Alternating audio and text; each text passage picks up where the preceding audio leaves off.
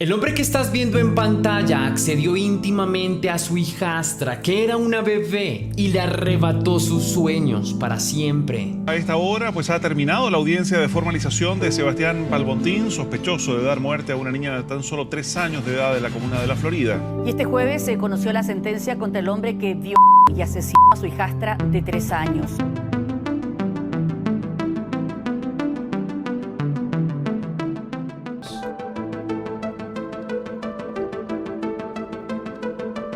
Sudamérica contiene una gran cantidad de países y de territorios hermosos, algunos con panoramas y paisajes de ensueño, siendo un hermoso paraíso al sur del continente. Entre esos bellos lugares está Chile, un país caracterizado por su buen vino y su buena cultura. No obstante, es el lugar también de donde se desprende la historia de hoy, el inhumano y repulsivo acto contra la pequeña Almendra, una niña chilena que no llegó a cumplir los 4 años de edad, sufriendo en su corta estancia por este triste mundo vejámenes y violencias propiciados por sus cuidadores, indiferentes, sádicos y criminales. A finales del 2017, un sujeto del que poco se sabe con respecto a sus oficios o situación laboral, Sebastián Balbontín Valdés, de 48 años, y su novia Daniela Medina iniciaron una vida junta, frustrados y fracturados por una vida desierta, vacía y superficial, lleno de maltrato doméstico y apariencias de estabilidad en el exterior. La lastimera pareja venía de relaciones fallidas con otras personas en el pasado, con hijos de por medio y peleas conyugales del pasado que se hacían presentes constantemente debido a la poca responsabilidad afectiva y los descuidos inmersos hacia sus hijos en Chile. Por el lado de Sebastián Balbontín Valdés, se sabe que era un vividor que fingía ser rico. Supuestamente decía tener propiedades heredadas. Así comunicó a la familia de su esposa para ganarse su empatía. Pero solo se trataba de un mentiroso compulsivo que acumulaba deudas de manutención hacia sus 2 hijos, de un matrimonio fallido que terminó luego de no tolerarse más su violencia como padre de familia, pues maltrataba verbal y físicamente a su ex esposa y a sus 2 niños, un varón y una niña. Su ex esposa vivía con los 2 niños una vez al mes, tal vez 2. Veían a su padre de muy mala gana, solo porque debían hacerlo, pues también le sentían rencor. Sebastián Balbontín Valdés se encargaba de cuidar a su madre y a los 2 hijos de su nueva esposa, Daniela Medina, mientras ella trabajaba fuera de casa. Sebastián era asistido por una niñera que cuidaba de la pequeña niña de nombre Almendra, de tan solo 2 años, y de su hermano mayor. La madre de Sebastián Balbontín Valdés también vivía con la pareja y los niños de Daniela, una señora de 90 años con problemas serios de salud, quien poco se inmutaba ante lo que sucedía en casa y no podía subir las escaleras. La pareja, junto a los hijos de Daniela y la madre de Sebastián, se mudarían a vivir juntos a una casa en cerca de Macul, La Florida, al suroriente de Santiago de Chile. En principio la relación parecía bien, aunque poco se sabía de lo que sucedía a puertas cerradas. Se fueron adaptando en la zona sin problemas, pero luego de casi medio año de vivir juntos, se presentarían los problemas. Algunos vecinos empezaban a escuchar ruidos de peleas familiares y de la bebé Almendra llorar. El exnovio de Daniela mantenía comunicación con ella para poder visitar a sus hijos. Espontáneamente los llevaba de paseo con él, pero no toleraba en absoluto encontrarse con Sebastián Balbontín, quien compartía el sentimiento de rabia y orgullo contra él. Los 2 hombres, cada vez que por alguna razón tenían que encontrarse, se ofendían entre ellos o incluso llegaban a los golpes. Con la ayuda de la policía tuvieron que separarlos, alejarlos uno del otro para evitar problemas. Aún así, seguían amenazándose por internet, en las redes sociales, delante de morbosos espectadores que alimentaban su rabia y su violencia. Las amenazas llegaron a ser graves, pues entre ellos hubo declaraciones de muerte, lo que en principio eran acusaciones entre sí de un par de malos padres, ahora eran condenas de muerte e intimidaciones explícitas. La tensionante relación entre los hombres se hacía cada vez más grande, tan grande que cobró víctimas y daños colaterales.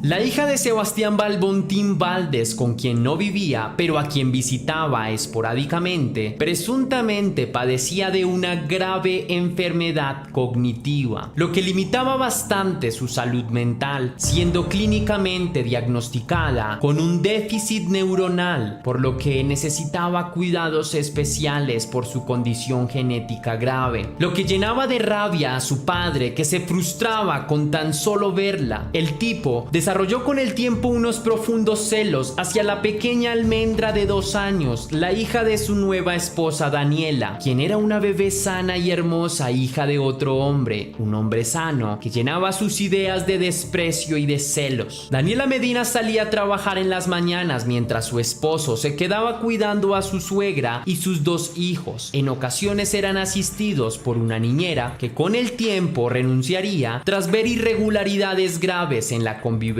familiar. Sebastián Balbontín Valdés, quien no trabajaba formalmente, tenía una reputación de vividor y embaucador, vistiendo ropa elegante, haciéndose pasar como un sujeto agradable, siendo condescendiente con todos y extremadamente amable, con la intención de ganar la confianza de la gente para luego pedir préstamos en efectivo, dinero que jamás pagaría de vuelta, endeudándose y gastando también los recursos de su esposa cuando estaban disponibles. Sin remordimientos, Sebastián aprovecha que a su cuidado tenía niños ajenos para golpear a manera de castigo a sus hijastros, los 2 hijos de Daniela, a quienes gritaba, ofendía y golpeaba cuando se le venía en gana, incluso ante la vista de su propia madre. Los vecinos se alertaban con el ruido. Además, lo describieron como un tipo fastidioso de comportamiento vulgar que camina en ropa interior en su casa delante de todos mientras dice obscenidades y manosea a su esposa en un gesto horrible de sentirse el superhombre, un sujeto despreciable con mala fama y antecedentes policiales. Sin embargo, Daniela Medina era también culpable por su silencio y complicidad cobarde. Vecinos denuncian que en varias ocasiones escucharon gritar y hacer escándalos a la pareja mientras la pequeña Almendra de 3 años rompía en llanto sin entender nada. No puso nunca una denuncia formal, hablando de Daniela, hacia las autoridades o buscó algún tipo de ayuda para su familia en sus redes sociales, las cuales siguen siendo activas. Solo se ven un par de fotos de su hija como si quisiera esconder algo de su pasado. En varias ocasiones mintió al no llevar a su niña al jardín porque supuestamente estaba enferma, cuando en verdad presentaba moretones y heridas constantemente. Se le veía triste y atormentada. Se reportó llegar un día al jardín con un ojo hinchado del cual no pudieron dar explicaciones los padres. Tras varias semanas de ausencia sin justificación en el jardín, donde ni siquiera fue presentada una excusa médica sobre el estado de la pequeña. Cerca de su 3er cumpleaños tampoco asistió al jardín por varios días. Uno de sus ojos había sufrido un supuesto accidente, aunque era evidente que se trataba de un puñetazo en la cara de una niña de solo 3 años.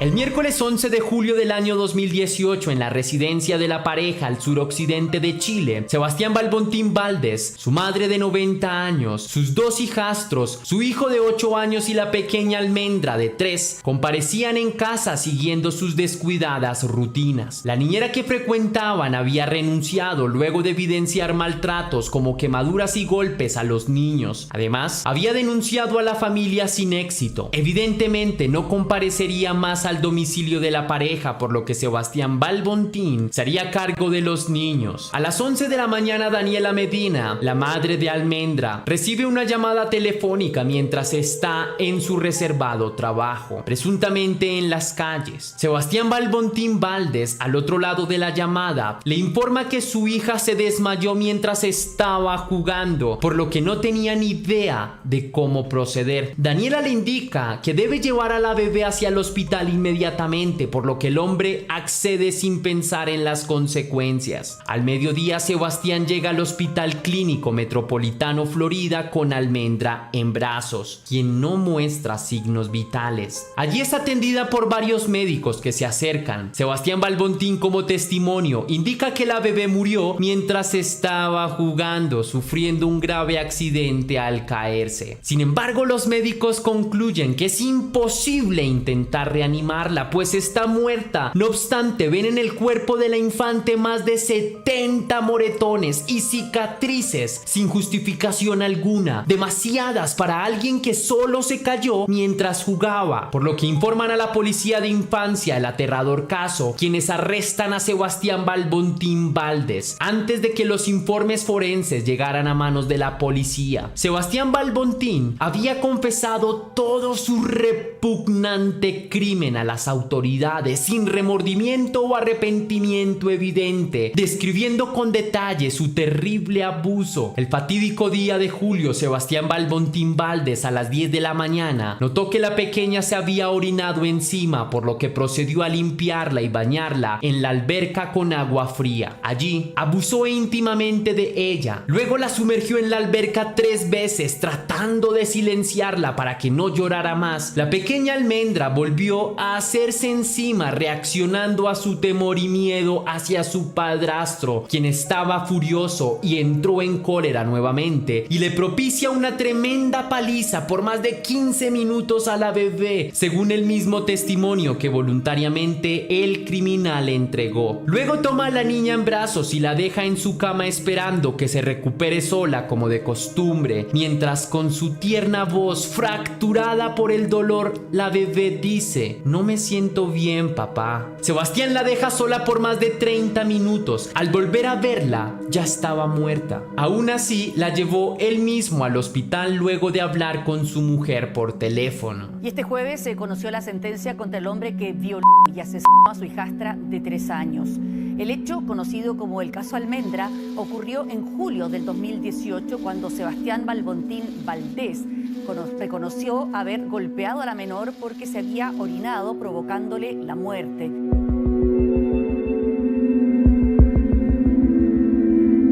Sebastián Balbontín Valdés fue consciente de todos sus actos, premeditados como un desquite personal. Cuando la policía preguntó sobre el motivo de su crimen, sin titubear respondió que fueron los celos y la venganza, pues no soportaba ver que la pequeña era perfecta mientras su hija biológica padecía de una terrible enfermedad. Celos que alimentaban la rabia de no ser hija suya, sino de otro hombre que estuvo con su esposa. Celos de ese otro hombre también, del cual se había enemistado hasta el punto de llegar a la venganza, donde seguramente le haría mucho más daño a su adversario con sus actos que con sus puños. Declaraciones de la defensora de la niñez en Chile acusaron también a la madre Daniela Medina, quien era culpable de negligencia y de permitir que vulneraran a su hija. Sebastián Balbontín Valdés declaró que antes del crimen que solía castigar a la niña severamente. La golpeaba físicamente, la bañaba en agua fría, la arrojaba contra el suelo, pero que en esa específica ocasión sus castigos se salieron de sus manos. Sebastián Balbontín Valdés fue acusado de homicidio y abuso infantil, con su testimonio y las pruebas forenses como evidencias. Los jueces declararon que hubo saña y dolor innecesario propiciado de un hombre adulto hacia un niño indefenso, acto que fue repudiado por todos y terminó con la reclusión de Sebastián Balbontín, condenado en la cárcel de alta seguridad de Santiago, separado de otros reclusos peligrosos para evitar ataques contra él por parte de otros presos, pues es abiertamente conocido su caso, ya que el abusador infantil siempre será un enemigo público. Su juicio empezó en enero del año 2020. El séptimo Tribunal Penal de Santiago, compuesto por 3 mujeres jueces de la Suprema Corte, condenaron a cadena perpetua a Sebastián Balbontín Valdés con la confesión y el informe de la autopsia como pruebas, en donde se confirmaba un abuso íntimo a la menor de edad y una causa de muerte trágica. biológica debido a una hemorragia interna que sufrió la víctima, llenándose de sangre la cavidad abdominal de la pequeña, mártir de una muerte violenta. En febrero de 2020, Sebastián Balbontín Valdés es declarado culpable y condenado formalmente a cadena perpetua sin beneficios carcelarios de ningún tipo, antes de que cumpla 40 años de condena, cuando tenga 88 años, si no ha fallecido. El hombre fue condenado a presidio perpetuo calificado, por lo que tendrá que estar 40 años en la cárcel antes de acceder a algún beneficio. Los familiares de Almendra celebraron el veredicto con felicidad.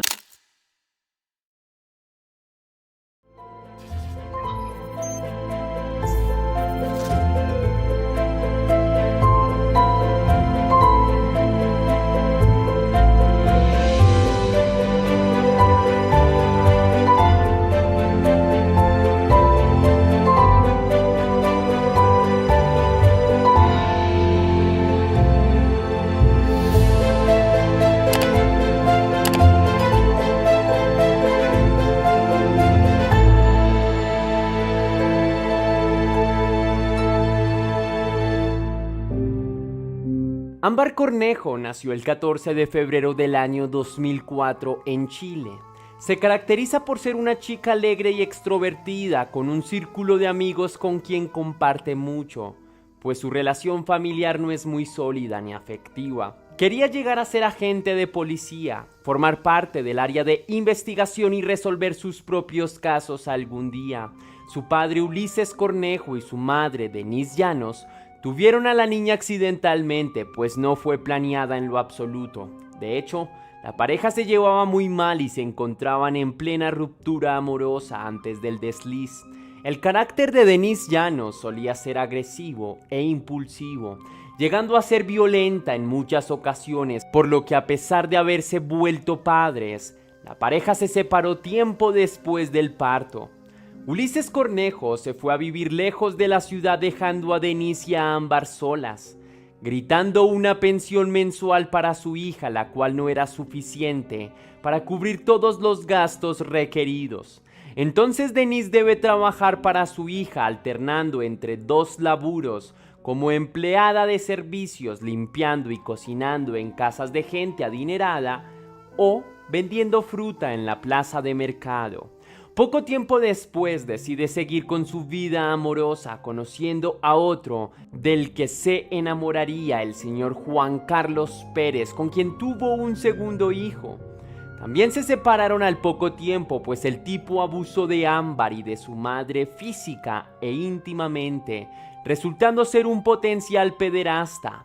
La pareja rompió en el 2012, pero Denise tuvo que asumir la responsabilidad de un segundo hijo como madre soltera.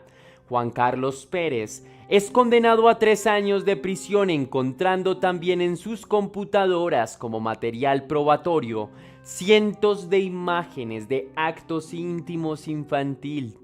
Entre estas imágenes encontró propias fotos de sus hijos ligeras de ropa. Un tercer hijo no pudo nacer, presentando problemas durante el embarazo de Denise Llanos, así que la madre de Ámbar Cornejo se sumergió en una profunda depresión que nunca fue tratada profesionalmente.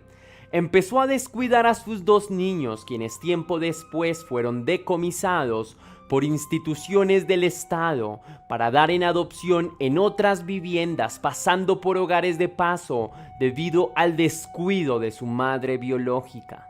Durante esa temporada, Ámbar Cornejo fue víctima nuevamente de abusos íntimos en las casas de sus supuestos cuidadores temporales. A pesar de las denuncias, su propia madre la describía como una niña manipuladora y mentirosa, aunque documentos corroborarían que las acusaciones de la niña eran ciertas.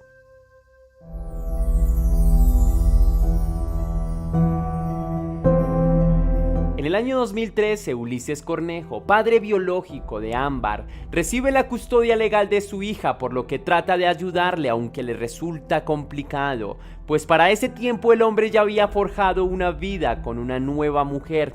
El problema no era cuidar a su hija o compartir con ella y su nueva familia.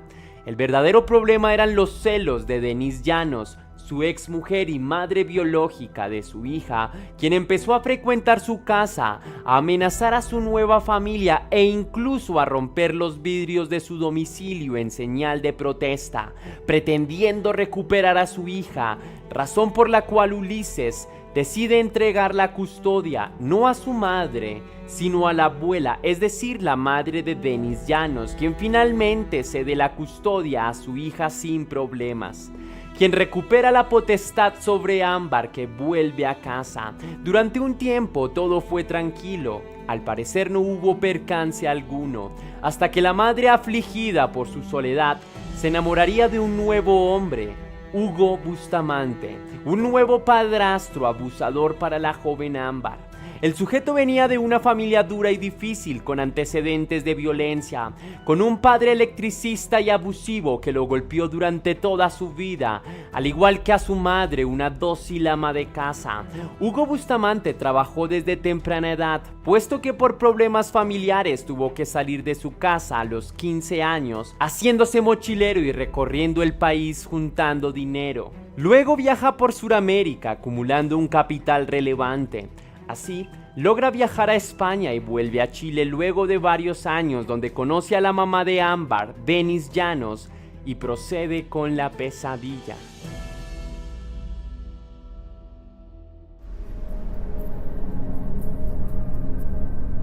Ámbar Cornejo jamás aprobó a Hugo Bustamante, pues tenía el mismo perfil de los hombres en su vida. Era un tipo violento y conflictivo, el cual no le inspiraba lo más mínimo de confianza. Luego de investigarlo por internet, encontró una serie de noticias y denuncias del extranjero, en donde narran cómo el tipo pasó por la prisión durante algunos años, siendo un ex convicto liberado por buena conducta.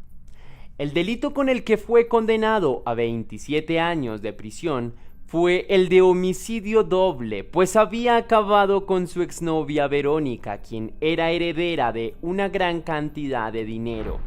Hugo no estuvo de acuerdo con la propuesta de que ese dinero se invirtiera en el hijo de Verónica en un futuro, sino que prefería gastarlo con ella en viajes, por lo que tras una acalorada discusión, Hugo acaba a Verónica asfixiándola con rabia. Asimismo, acabó con su hijastro de 9 años, hijo de su exnovia muerta.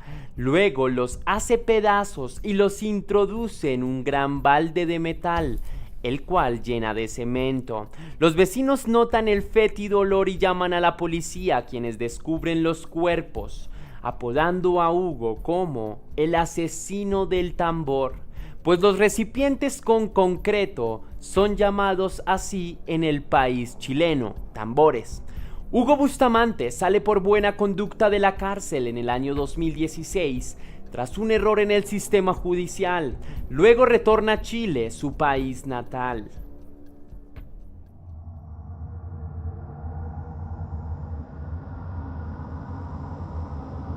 Ámbar Cornejo, tras descubrir la verdad sobre su padrastro, trata de decírselo a su madre, quien la acusó otra vez de ser mentirosa y despreciable. Hugo se entera de la situación y la familia colapsa en una gran discusión, abandonando a Ámbar, quien fuera menor de edad, sola y a su suerte en la casa. Denise se va con Hugo y su otro hijo, dejando a Ámbar con el dinero de la pensión mensual de su padre. Ella trata de vivir un tiempo allí, pero al ser todavía una niña no logra cubrir los gastos de la casa, por lo que decide ir a vivir con una vecina muy amiga de ella, quien resulta ser la hija de Juan Carlos Pérez, uno de los exnovios de su madre. De hecho, el padre de su amiga es también el padre de su hermano menor, el tipo que abusó de ella cuando era más pequeña.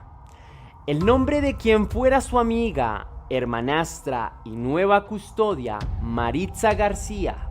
Maritza ayudó a su amiga Ámbar en lo que más pudo, encaminándola a salir adelante, convenciéndola para retomar sus estudios y proyectarse a una mejor vida, mejorando sus condiciones sociales, motivándola a querer ser policía en el futuro, recibiendo el cariño de su amiga, similar al que le fue arrebatado de un hogar desde muy pequeña. Ahora, lejos de su madre, sus padrastros y la relación tóxica que llevaba con ellos.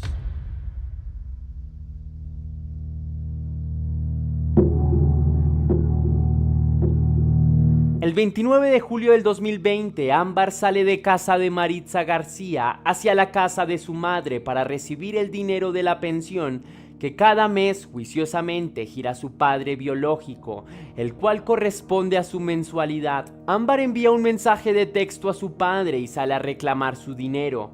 Va en horas de la mañana tras indicaciones explícitas de su mamá Denise, quien debe salir en la tarde por otros asuntos.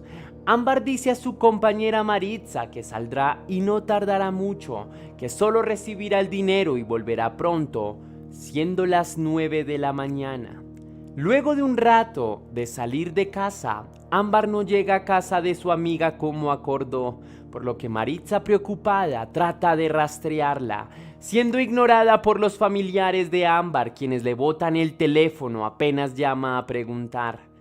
Llama también a sus amigos cercanos, a conocidos y vecinos, pero nadie da respuesta objetiva del paradero de la joven, por lo que finalmente pone una denuncia ante la policía por presunta desaparición. Investigaciones concluyen que Ámbar no tenía razones para escapar o irse de la ciudad, pues dejó sus cosas en casa de Maritza, como su billetera, su cargador, sus ahorros y la ropa de su equipaje. Algunos testigos la vieron bastante preocupada antes de desaparecer. Un taxista declaró haberla visto caminando angustiada, llorando hacia casa de su madre, mirando hacia atrás como si la persiguieran. Aparece también la posibilidad de que ella misma decidió poner un punto final a su vida. Durante mucho tiempo la joven sufrió de depresión intensa debido a sus múltiples heridas psicológicas, a los abusos y maltratos por parte de los padrastros de su madre y de su propia madre en particular. Se desplegaron drones y perros de búsqueda, se organizaron brigadas de rastreo entre los vecinos de la zona, pero no encontraron nada. Sospechosamente Hugo, Denise y el hermano menor de Ámbar habían salido de casa durante la búsqueda de la policía con drones y perros especiales. Testigos dicen haberlos visto escondidos entre los arbustos de bosques cercanos, como si llevaran bolsas, chatarra y varios escombros, atados a una carreta extraña que llevaban consigo. Fueron vistos a las afueras de la ciudad viviendo en carpas y tratando de botar los objetos que llevaban. Según testigos, la familia parecía buscar un depósito para arrojar la basura que llevaban. Así lo registraron las cámaras del lugar.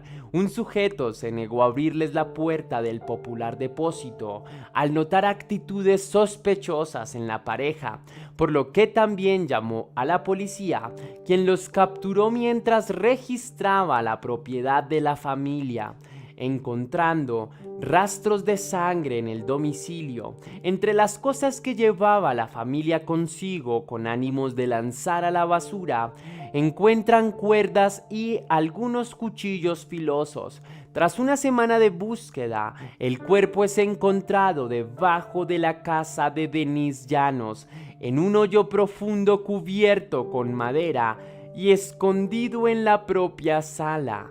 Denise y Hugo fueron llamados a testificar por los investigadores. Denise declara que discutieron con su hija ávidamente, hasta que Hugo se entrometió en la pelea y ella se retiró a llevar a su pequeño a la escuela, dejándolos solos en la discusión. Al volver a casa, Hugo le confesó que había matado a Ámbar accidentalmente y la amenazó de muerte a ella y a su hijo si llegaban a denunciar a la policía. Las entrevistas hacia Hugo no lo mostraban como un sujeto racional, quien incluso se autoelogió por su crimen, declarando que había mejorado bastante importante desde su último homicidio doble, por el que pagó condena en el extranjero. Nunca se demostró culpa o remordimiento tras su confesión.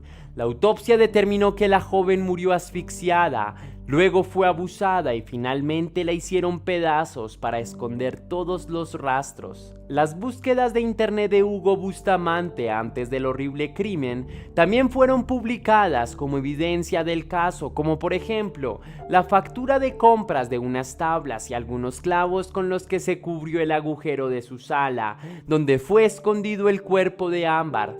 También el historial de búsquedas por internet de la computadora de Hugo, con entradas como un Sprite para dormir, torturas con cloroformo, camisa de fuerza, armas eléctricas y cuchillos para cortar, formas de doblegar a las personas, torturas chinas, entre muchas otras. Ulises Cornejo, papá biológico de Ámbar, insistía en que Denise Llanos era cómplice tras enterarse de la noticia, pues conocía muy bien de lo que era capaz su exnovia. Ulises describió a quien fuera su antigua compañera sentimental como una mujer agresiva, volátil y peligrosa, con un pasado negligente ante el cuidado de su hija. Posteriormente se descubrió que efectivamente las compras de las tachuelas y la madera fueron realizadas antes del homicidio por Denise, demostrando que había complicidad y premeditación en el acto criminal. Juntos, Hugo y Denise planearon el crimen en minutos. Se comprobó que el hijo pequeño de Denise, el hermano menor de la víctima, había ido al colegio ese día, mucho antes que la jornada habitual empezara, y además había llegado solo, no en compañía de su madre, como lo había declarado anteriormente. La pareja retuvo a Ámbar según la reconstrucción del caso. Allí la amordazaron, la golpearon y la abusaron íntimamente, todo en presencia de quien fuera la madre biológica. Ese día ella misma compró los materiales para cubrir el cuerpo, mientras Hugo hacía en pedazos a su víctima. En las cámaras se registra cómo la joven entra a la casa, pero jamás sale de ella. 2 días después del homicidio, el tribunal acepta, luego de largas demoras, una orden de caución que evita que Hugo Bustamante pueda acercarse a Ámbar Cornejo a menos de 20 metros de distancia. Sin embargo, ya es demasiado tarde. Ambos implicados son condenados a cadena perpetua.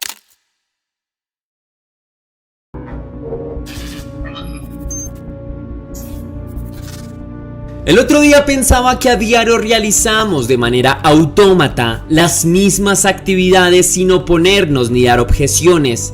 Accedemos a una serie de labores repetitivas que hemos naturalizado y perfeccionado como costumbres, que sujetamos de forma espontánea y que ocupan un momento determinado de nuestro tiempo y de nuestra rutina. Actividades que rara vez pasamos por alto. Las hacemos mecánicamente en determinados horarios. Tenemos una rutina sin pensar demasiado. Nos acostumbramos dócilmente a ese bucle habitual de acciones inapetentes, a esa costumbre de refrendar momentos pasajeros sin importar el tiempo que se invierta, porque al mismo tiempo son necesarias en nuestras vidas, para darnos de comer en el caso del trabajo diario, para mantener nuestros organismos sanos en el caso de entrenar un deporte. Costumbres como ponerse la pijama antes de dormir después de un día de trabajo, instando a seguir lo que indica imperativamente el itinerario del día, semejante al de ayer y parecido al de mañana. Rutinas que, aunque constantes, no siempre son señales de disciplina ni necesariamente son acciones que se repitan por ser placenteras o agradables. La cotidianidad de algunas personas puede ser tormentosa, condenas para algunas realidades diferentes sin necesidad de ser explícitos en su agonía o sufrimiento, como también sucede en el que despierta a diario queriendo morir. A veces representan castigos, como en el caso de los presidiarios, esclavos de una rutina de poca luz y poca comida, o en el caso de las personas muy introvertidas que pueden ser sometidas a torturas y abyecciones por ser vulnerables, que existen sobreviviendo en silencio, con miedo a declararse en contra para no ser juzgados. Las rutinas suelen perder su valor con el tiempo, por más espectaculares o nefastas que sean, pues la costumbre las hace menos sorprendentes porque siempre están disponibles.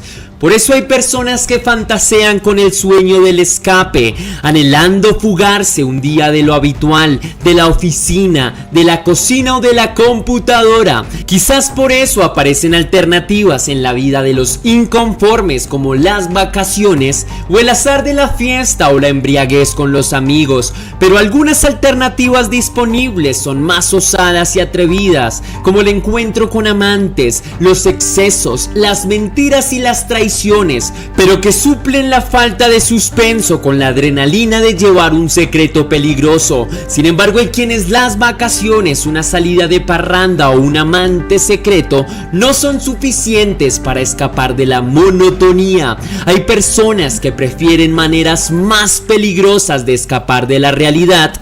Pero sin más dilación en leyenda, recuerda que te habla tu amigo Tesla y te conectas a Test Misterios.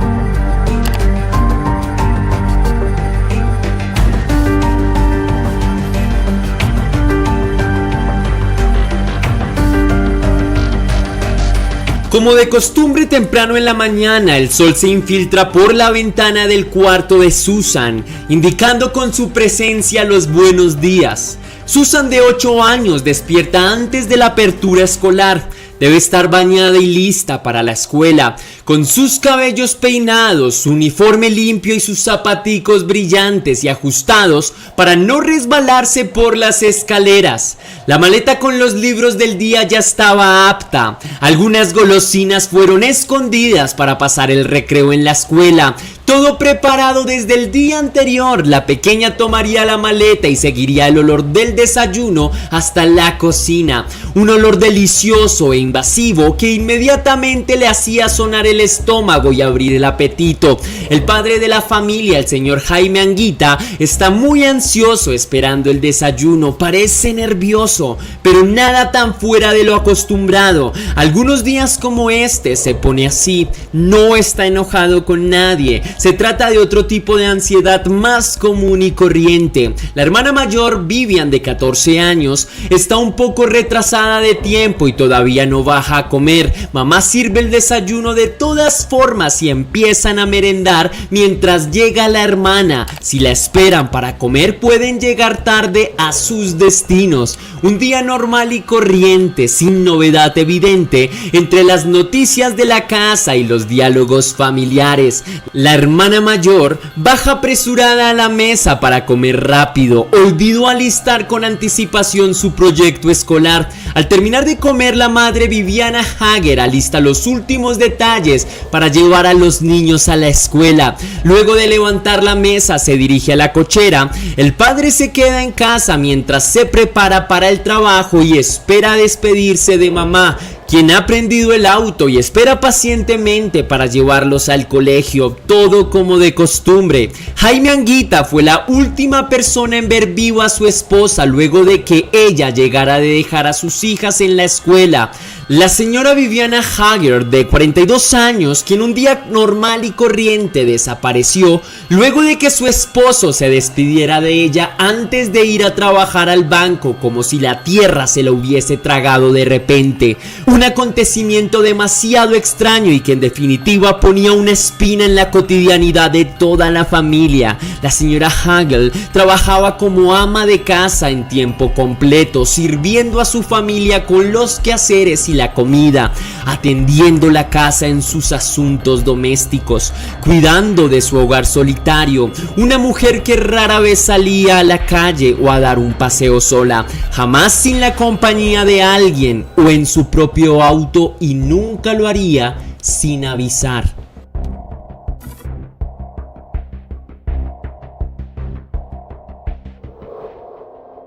El 29 de julio del 2010 desaparece en Puerto Varas, al sur de Chile, la señora Viviana Hager, ama de casa y esposa y madre de 2 hijas. Jaime recibe una llamada intimidante a su teléfono mientras está trabajando en el banco BBVA, una llamada de tipo anónima con un terrible mensaje criminal. Han secuestrado a su esposa en casa y exigen un elevado rescate por su devolución sana y salva. Sin embargo, Jaime ignora la llamada con cierta indiferencia, con cierta incredulidad, creyendo que solo son estafadores comunes quienes lo llamaron, pues curiosamente está de moda ese tipo de robo telefónico en esa época y en esa parte de Chile. Algunos de sus compañeros de trabajo han sufrido hurtos con estafas similares. Por ese motivo se permiten sospechar y razonar de esa manera. Ignorando la llamada, deja pasar el tiempo y sigue con sus diligencias en el banco. Pero luego de unas horas, transcurrido el mediodía, recibe una nueva llamada. Se trata del colegio de su hija menor, quien le informa que su hija Susan no ha sido recogida en la salida del colegio como de costumbre, como suele hacerlo su madre puntualmente y a diario, hasta ese día como excepción. La hermana mayor llega a casa caminando tras regresar del colegio, pero nota que no hay nadie en su vivienda, ni siquiera su madre, que no está en el recinto como de costumbre, pero sus llaves permanecen en el lugar de siempre, colgadas como si aún estuviera en casa. Más inquietante aún, también están las llaves de su auto y su camioneta estacionada. La habitación conyugal está desordenada y hay señales de forcejeo. La cama está destendida y algunas pertenencias están regadas por el suelo. Faltan algunas joyas. La puerta trasera de la casa también está abierta. Alguien ha entrado, ha robado y se ha llevado a la señora Hager. El padre llama a la policía inmediatamente después de reunir a la afligida familia. A las 2 hermanas asustadas, publica una recompensa de 5 millones a quien otorgue información que lleve al paradero de su esposa, pero la policía no tiene más remedio que investigar la casa por completo en seguidas ocasiones, sin encontrar evidencias que lleven al paradero de la señora Hager.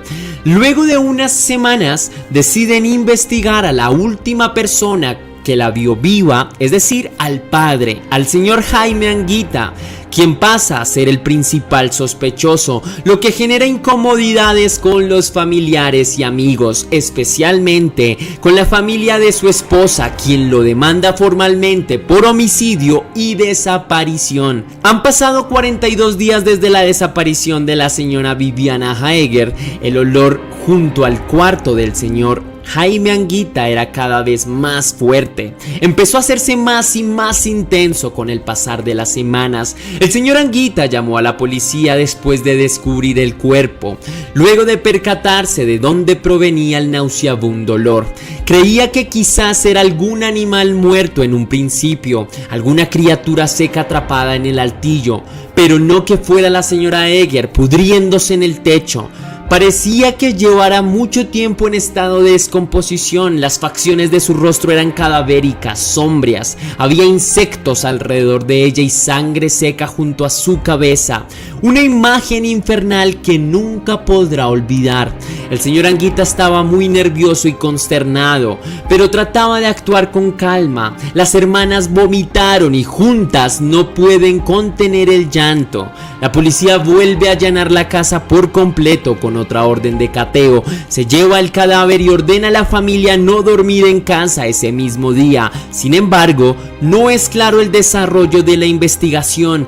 Quedan preguntas en el aire. La señora Hager estuvo en el altillo 42 días y nadie lo notó.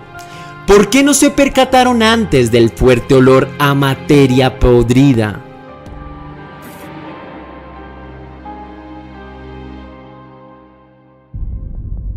No era la primera vez que la policía allanaba la casa con órdenes de cateo y agentes en todas partes. Pero ¿por qué nunca encontraron el cadáver de la señora Eger en el altillo si lo revisaron en más de 2 ocasiones? Jaime Anguita seguía siendo el principal sospechoso, pero la autopsia de su esposa revelaría datos determinantes para su inocencia. Datos que lo absolverían de toda sospecha, pues su muerte, según los forenses y funcionarios de la investigación, había sido consecuencia de un envenenamiento por asfixia tras consumir un mortal veneno y no de manos asesinas. La señora Eger nunca mostró signos de depresión o señales de querer quitarse su vida. Según el testimonio de sus familiares cercanos, al parecer todo estaba bien en la familia como para contemplar una decisión fatal como la elegida. ¿Acaso Viviana Eger siempre fue una persona con potencial ánimo para quitarse su vida en secreto? La familia de Viviana seguía escéptica ante el caso, con una versión diferente a la de la feliz pareja criando a las 2 niñas, una versión cargada de maltrato intrafamiliar, secretos e incluso adulterio aparecía en el panorama, pues ambos habían sido infieles a sus parejas en determinados momentos de la relación, según nuevos testimonios. En febrero del 2022, la familia de Viviana Eger logró hacer que exhumaran el cuerpo para una nueva autopsia. Las investigaciones arrojaron evidencias que provocarían el despido de 6 funcionarios del gobierno, acusados de negligencia, incluyendo 2 forenses por desviar las investigaciones y dar información falsa, como en el caso de la defunción de la mujer, y otros trámites burocráticos congelados. Las evidencias de la nueva autopsia sí registraban violencia en las muñecas, las manos y en los pies de la víctima, además de un fuerte forcejeo y de un tercer involucrado en la muerte por asfixia, provocada con severidad y sevicia, no por envenenamiento como indicaba el informe anterior. La familia perfecta resultaba esconder una red de mentiras y adulterio en su propio hogar. Se conoció públicamente la noticia de infidelidad tanto por parte de Jaime como por parte de su esposa Viviana, aunque en palabras del señor Anguita, ambos siguieron con sus vidas normalmente después de los sucesos lujuriosos, tratando de seguir con sus rutinas con normalidad, sepultando el pasado y esperando olvidar las afrentas. Pero nuevos testimonios indicaban que el tema llevaba a constantes discusiones entre la pareja, según la familia de la chica, también a momentos de violencia y maltrato.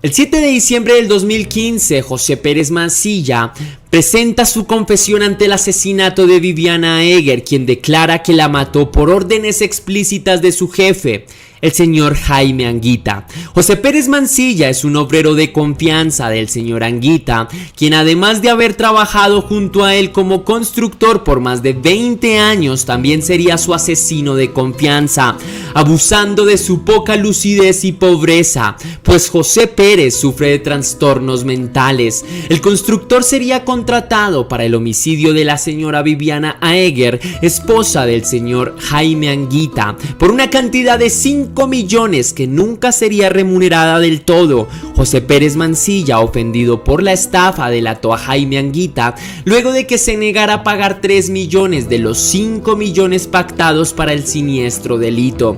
Fueron acusados a cadena perpetua en el 2017, pero luego de 7 años Jaime fue liberado por falta de pruebas contundentes. Sus hijas en la actualidad defienden su inocencia a gritos y justifican su libertad defendiendo su buen nombre. Trató de demandar sin éxito al Estado chileno luego de su apresamiento en el 2019, un caso que sin duda nos hará pensar sobre cómo escapar de la rutina la próxima vez que estemos aburridos. Hasta aquí va el video de hoy, leyenda. Si te gustó, déjame saber con un misterioso like. Recuerda seguirme en todas mis redes sociales para que tú y yo estemos aún más en contacto. Si quieres hacer una pequeña donación para la producción de Test Misterios, puedes hacerlo con dos maneras: con el botón de super gracias que se ubica justo al lado del botón compartir, o lo puedes hacer vía PayPal, ya que tienes el link en la descripción y en el comentario fijado. Si lo haces, recibirás un agradecimiento personalizado y un saludo de mi parte en un próximo video. Ahora sí, sin más que añadir por hoy, mi querida leyenda, que las dudas te acompañen y nos vemos en el próximo capítulo.